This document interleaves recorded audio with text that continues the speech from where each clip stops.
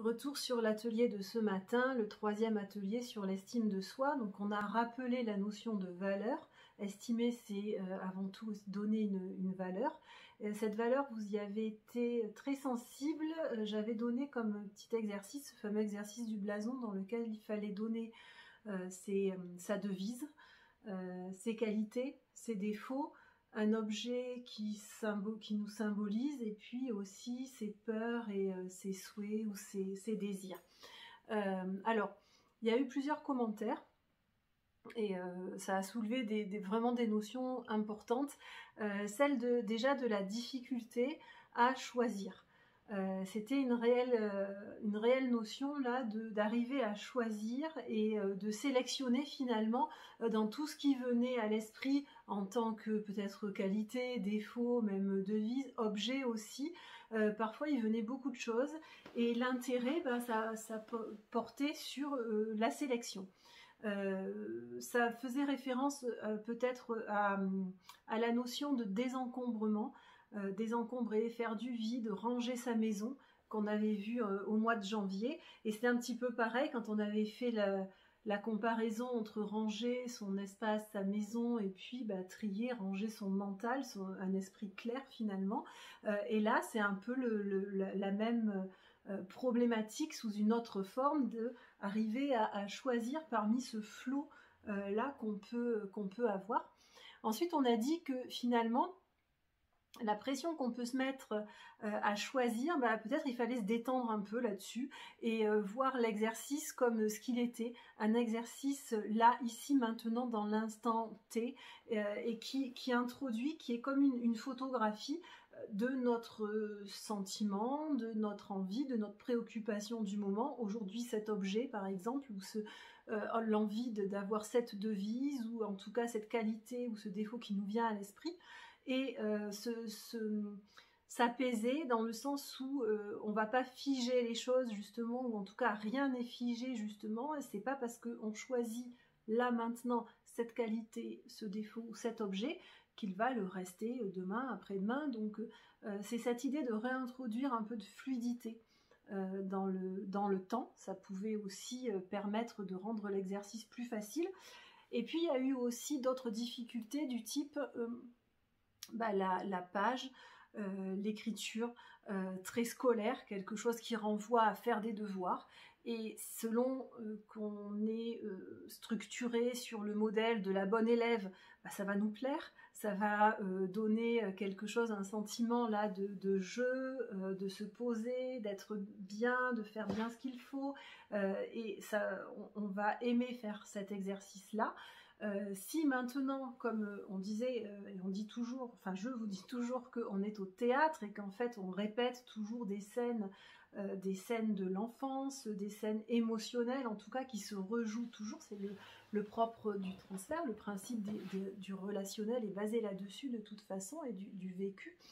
Donc si on a été dans l'enfance, dans la scolarité, une scolarité difficile, un parcours avec des 10 quelque chose, avec vraiment ces difficultés-là et cette angoisse de l'évaluation, de la page, des devoirs, de cette scolarité difficile, eh bien on va le retrouver là forcément. Et parfois vous me le dites, et je l'anticipe même quand moi j'aime bien travailler avec des choses aussi à faire, des exercices à faire, mais je précise bien toujours que ce ne sont pas des devoirs, que la fois d'après vous l'avez fait, c'est très bien. On prend ce que vous avez fait. Déjà, il n'y a pas de bonne ou mauvaise réponse. Il y a vos réponses et puis on travaille avec.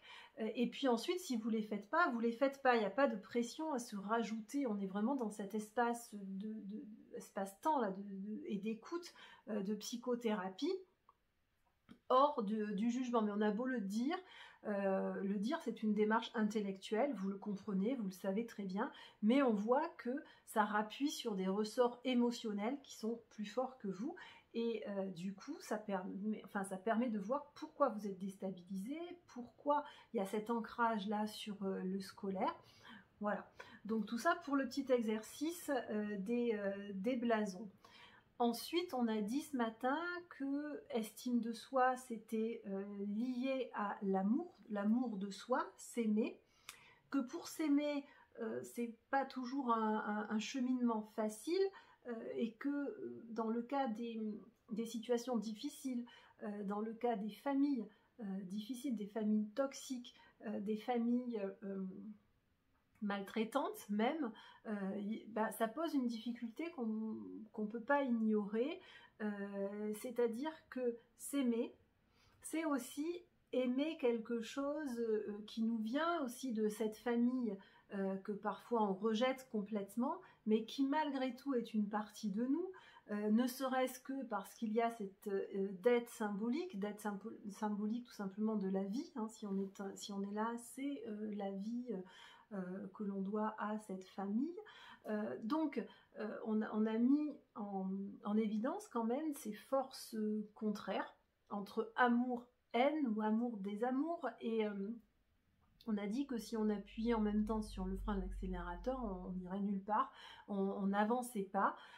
Si on voulait s'aimer mais qu'on ne supportait pas, voire qu'on avait de la haine pour une partie de soi, ça marcherait pas. Donc on a vraiment légèrement effleuré, parce que c'est une énorme question, un très gros chapitre là, on a fait que nommer la question du pardon, en disant bien que le pardon, la question du pardon, parce que ça a fait beaucoup réagir aussi dans le groupe, et c'est normal, il y avait toute une histoire, une culture, vraiment c'est une question qu'il faut aborder doucement, sereinement, et qu'on prendrait le temps. Donc le prochain atelier sera sur ce thème-là. Et qu'est-ce que ça veut dire? Comment on le définit? Quels mots on met dessus? Et qu'il n'est vraiment pas question de faire du plaquage, type phrase cliché, je m'aime, je me pardonne, ou je pardonne, voilà. Ça nous a amené sur le chemin du développement personnel où vraiment, vous avez dit d'ailleurs, hein, toutes ces phrases clichés, où vous en aviez marre parce que soit ça vous mettait en échec, soit ça marchait pas, et on a dit oui, donc on a fait bien la différence entre le développement personnel qui est fait pour et qui marche et qui fonctionne quand on va bien, ou pas trop mal, et qu'on veut s'améliorer, on veut aller mieux, et qu'on a les ressorts en soi pour se saisir effectivement des phrases, des méthodes, et que c'est du plus, ça marche. Par contre, on a dit que du coup le développement personnel, c'était pas de la thérapie, et que c'était ça aussi le curseur de différence, et que si on va mal, si on est dans quelque chose de pathologique dans le sens de la souffrance, eh bien le développement personnel ne peut pas suffire, et les petites phrases comme ça qu'on se dit, qu'on se répète, ne peuvent pas suffire. Et puis autre chose encore, c'est que si ces phrases je m'aime, je suis belle, je me pardonne, si ces phrases-là sont trop éloignées de vos phrases et de ce que vous ressentez, de ce que vous pensez, et même de ce dialogue-là intérieur, de ce que vous vous dites, en fait, elles ne marcheront pas. Voilà, votre inconscient, vous ne pouvez pas le leurrer. Si vous êtes trop loin de la réalité, il ne le prendra pas. Voilà, il comprendra que vous vous foutez de lui en fin de compte, hein, et c'est pas possible. D'où l'intérêt de réécrire, de retravailler ces phrases-là. Donc ça, c'est toute une démarche aussi de programmation, déprogrammation par les neurosciences, qui nous indiquent ce travail, qui nous indiquent comment notre cerveau se saisit de choses, et on peut avoir un effet vraiment thérapeutique sur nos pensées, et induire sur notre comportement. Donc c'était encore un autre versant qu'on a abordé aujourd'hui. Et puis on a dit que la question estime de soi se construit dans l'enfance, on l'avait déjà dit, avec le regard. En tout premier, l'enfant n'a pas conscience, par exemple à l'école, de travailler pour lui. Il travaille pour faire plaisir, pour satisfaire, pour être aimé, pour être valorisé, pour être vu, pour exister. Il va être gentil, obéir. On a dit aussi que c'était les bases de la société, de cette estime, de ce regard-là, qu'on en avait besoin, du regard de l'autre aussi. Il ne s'agit pas de le nier complètement et de l'abolir, parce que c'est aussi une base de vivre ensemble, de vivre bien ensemble, sinon on ferait tout et n'importe quoi. Donc on a vraiment travaillé aussi sur cette notion de l'équilibre, du ni trop peu, ni trop peu, dans le sens où même la case là dans le blason qui était qualité et défaut, citer 3 qualités et 3 défauts, très vite. Et même ça a été dans les commentaires, on m'a dit mais on ne sait pas finalement, moi cette qualité, je ne savais pas dans quoi la mettre. On perçoit très bien que parfois nos qualités deviennent des défauts.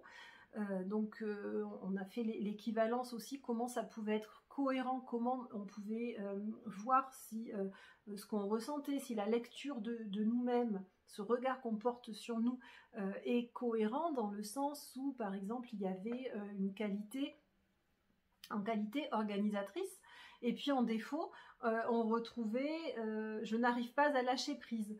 Et du coup on a dit que c'était cohérent parce que finalement cette qualité d'organisatrice, c'est une technique de gestion, d'organisation, donc dans la gestion du temps, dans le contrôle des choses, mais que trop de contrôle, trop de tentatives de contrôle, c'est vraiment ce qui met en échec le lâcher prise.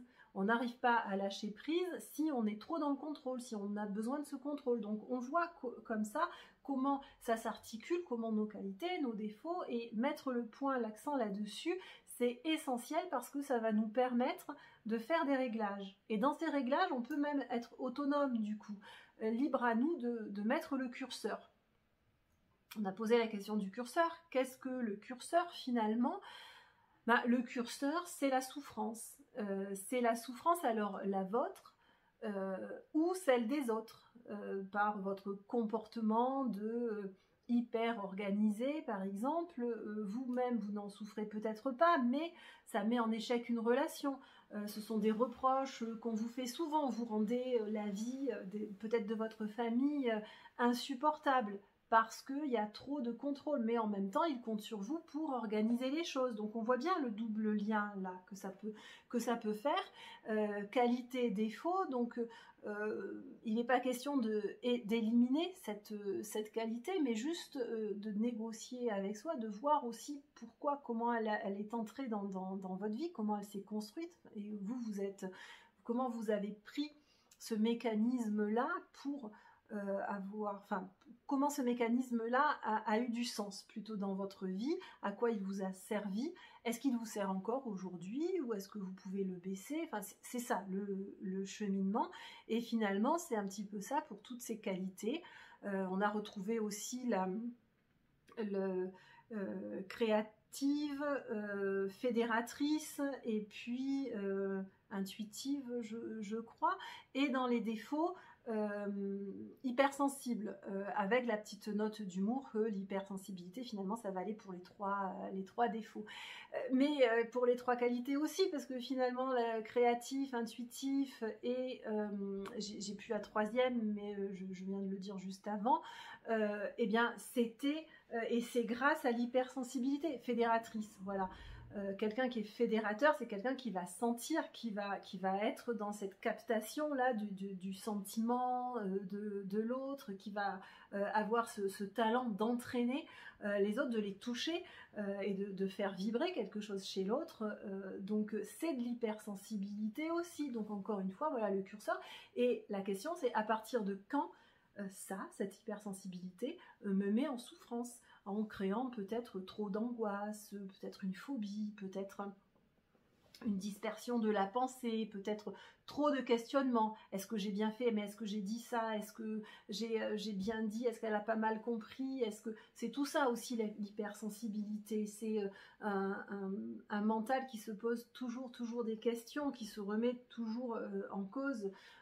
Et du coup, là, ça fait souffrance. Donc, ça vaut le coup de garder les qualités pour l'aspect positif de ce que ça crée, mais de traiter et de calmer le côté souffrance. On a dit aussi, on a été amené à parler de la question du mantra, le mantra dans la répétition, dans la phrase qu'on se répète.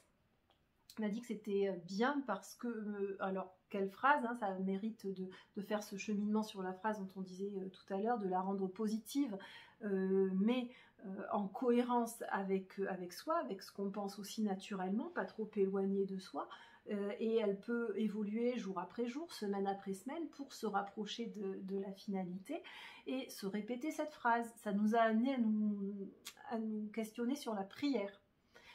Donc prière, on est parti de prière en faisant aussi le distinguo entre prière, croyance, religion, qu'on pouvait prier sans religion, qu'est-ce que c'est qu'une prière, comment peut-être réécrire aussi ces prières, parce que si on prend les raccourcis de prière, religion, très souvent, la prière finalement, moi j'ai un peu des...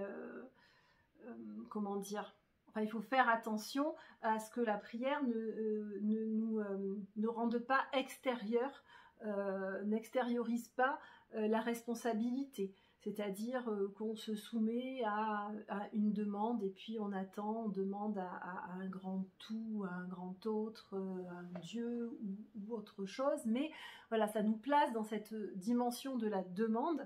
Et là, voilà, il y a mieux à faire, je pense.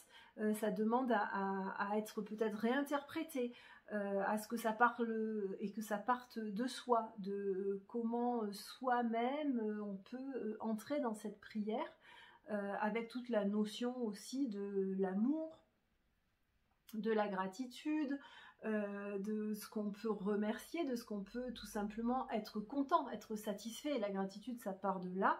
Après, c'est des grands mots, comme ça on a l'impression qu'on dit des choses presque un peu spirituelles, parfois mystiques, parce que, encore une fois, c'est repris un peu par le développement personnel. Mais parler gratitude, c'est déjà se demander de quoi suis-je contente, heureuse dans ma vie. Et c'est aller trouver ça et se connecter à ça. Et cette base-là nous permet de créer après des ponts vers des améliorations, vers des insatisfactions, des frustrations qu'on peut avoir. Mais on a cette base de satisfaction déjà, donc on est déjà plus costaud pour aborder le reste. Voilà à peu près, c'est un retour direct là, à chaud de l'entretien. Je crois que j'ai fait le tour. Ce sont des pistes de travail pour vous. Et puis vos commentaires, si vous en avez, questions, toujours pareil, sont les bienvenus. Merci, à bientôt.